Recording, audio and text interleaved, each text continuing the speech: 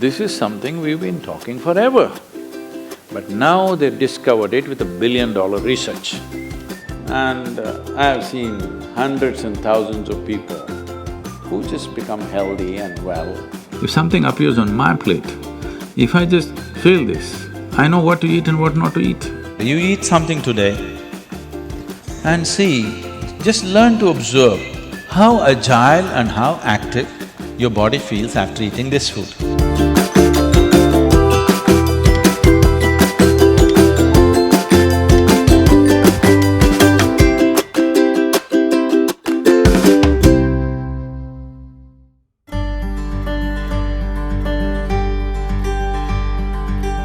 The simple thing right now that's a rage in the world is, if you come to our ashram, all the people there who are physically immensely active eat 10 o'clock in the morning, 7 o'clock in the evening, 2 meals. How many doctors have been telling me that they will die of malnourishment, this will happen, that will happen, you must do this, you must do that. I eat only 1 meal a day most of the days. One big meal I eat and that's it. And doctors telling me, no, Sadhguru, the way you're traveling, this will happen, that will happen, you must eat at least once in 4 hours, something you must eat. I said, leave me alone, I'm doing fine. But now, a big university in America comes up with this called intermittent fasting. It's not nonsense, it's good, but they rediscovered something that we have known forever. Now everybody is saying there must be a 16-hour gap. Then all your ailments will go away. What the hell were we saying all these thousands of years? The simple thing is, there are many aspects to this, psychological, physiological. But now cancer is on the rise in the world.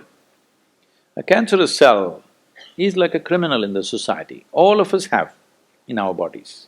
Only if they become… their concentration becomes more than what they should be, or they gang up and locate themselves in one place, they become like organized crime. There are pickpockets in Kochi, I'm sure. Hello? There are small-time criminals, individually operating in twos and threes. We don't take it very seriously, we leave it because it happens. But suppose all 100 of them got organized into a organized crime, now we will crack down. Because we know now it becomes a threat to the society. Similarly, cancerous cells are like this. Criminals, they're moving around, doing some damage. Their only problem is, right now, they're generally eating about 8 to 12 times more than what the other cells are eating. So if you just give sufficient break between one meal and the other, most of them will die because they cannot survive. This is something we've been talking forever. But now they've discovered it with $1 billion research. And I've seen hundreds and thousands of people who just become healthy and well simply because they're not fueling up all the time when the tank is filling. In the yoga center, all the time people are physically active. So everybody is very hungry by the time it's 3:30, 4 o'clock in the evening, they're extremely hungry. But we learn to live with that because empty stomach and hunger are two different things.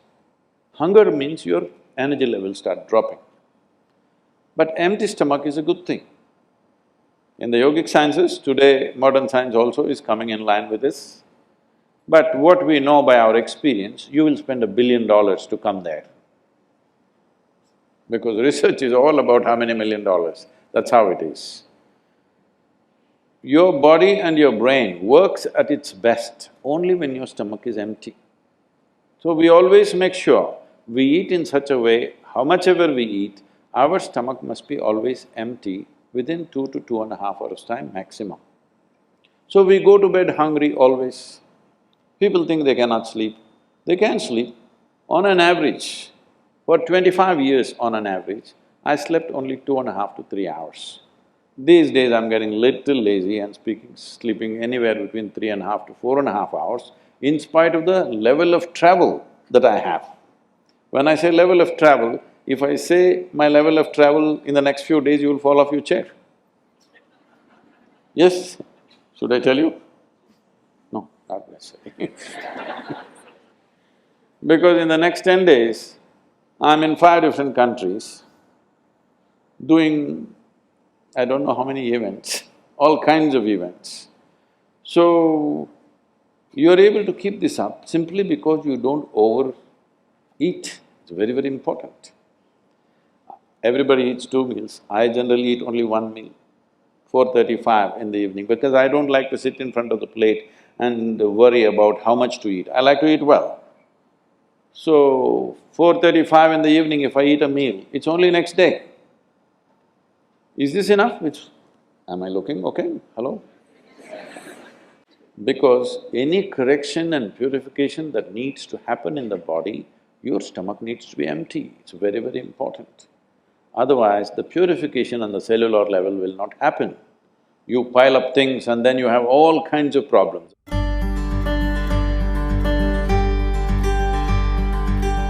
When you don't touch the food, you do not know what it is.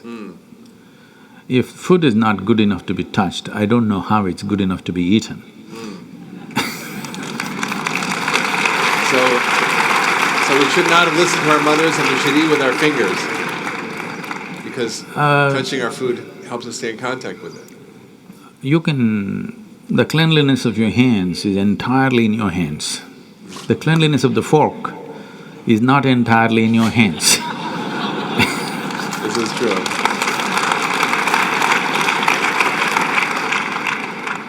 And nobody else but you have used these hands. So,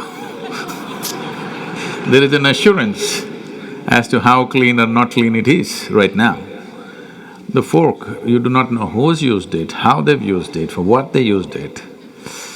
And all they have to do is wipe it with a tissue and give it to you and it looks pretty clean. Above all, you don't feel the food. The first thing that's been taught to us is, if food appears in front of you, to hold your hands upon the food for a few moments, just to feel how the food is. If something appears on my plate, if I just feel this, I know what to eat and what not to eat. What I should not eat, I don't taste it and then reject it, I just don't eat. Because my hands are the first level, not tasting in the sense the tongue tastes, but knowing the food. First thing is knowing the food. You want to know a person, you guys go and shake their hands. I'm usually avoiding that, but That's a good strategy.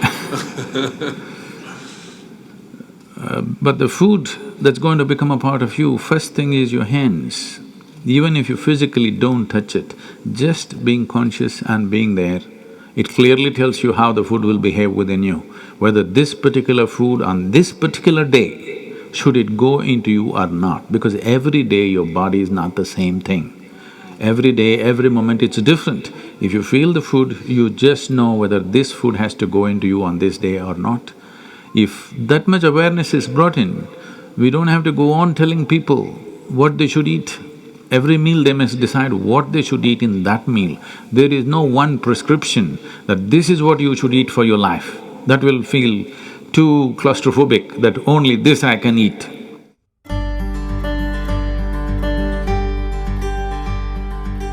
Your selection of food and consumption of food also must happen consciously. More than what you eat, how you eat it is also equally important. When I say how you eat it, these are all live substances. Every one of them had a life of their own, whether it's a plant, animal, vegetable, every one of them had a life of their own.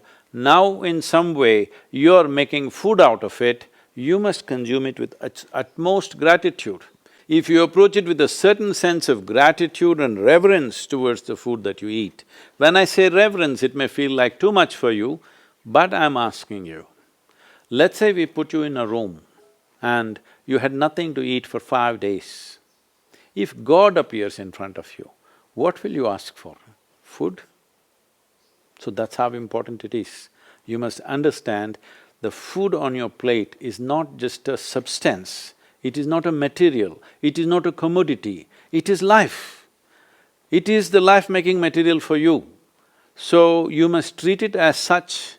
Right now, when it's on the plate, when it's out there, it has no value, but the moment you consume it and it becomes your flesh and blood, now suddenly it's of immense value. Why do we live like this? It's very important, when it comes on your plate itself, you must treat it as a part of yourself. With great reverence, you must consume. Just the way you consume it, if you change that, food will behave very differently within you. This is what consciousness means. If people say your consciousness has no impact on your life, only chemical structures have impact, I'm very sorry for them because that's not how life works. Human consciousness has a deep and profound impact on everything that we touch, especially the food that we are making another life as a part of ourselves. When we're doing such an act, it's very, very important we treat it with utmost gratitude and reverence.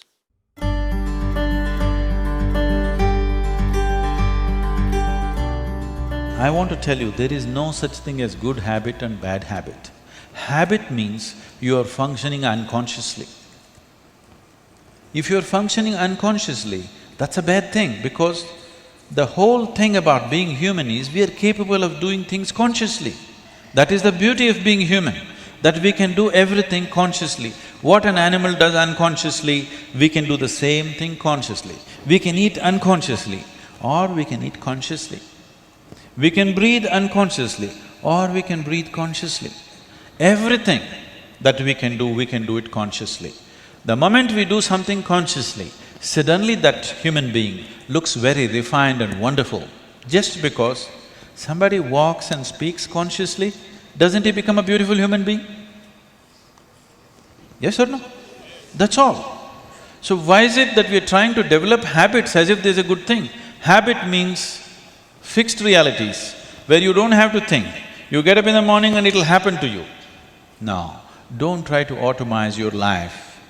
That is not efficiency, that is the efficiency of the machine. This one is supposed to function intelligently and consciously. Nobody is expecting it to function like a machine. So, about food and stuff, food must be suitable for the body that we eat for. It is for the body. This is a building material for this body, the food that you're eating. What is the appropriate food? Unfortunately, it's all messed up right now. Traditionally, we ate very sensibly in this country, but these 1,000 years of innovations have brought other kinds of food cultures, and today the national diet is pizza or pasta. What is it? Which is one? I don't know. Both were competing. So, we are losing our sense about food. It's definitely time to look at what is the most suitable thing. If I go into that food, it's a very long process, but you must experiment with food, not just by the tongue, but by the body. You eat something today and see, just learn to observe how agile and how active your body feels after eating this food.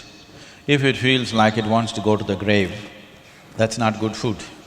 If it feels like it wants to be alive after eating this, except coffee, because that's a stimulant. If you eat food and your body feels very agile and alive, that means it's good food, body is liking it. If you eat something, it feels dull, that means it's not liking it, it's having difficulty with it, that's why it feels dull. So just on this basis, there's a much… this is a very simplistic way of putting it.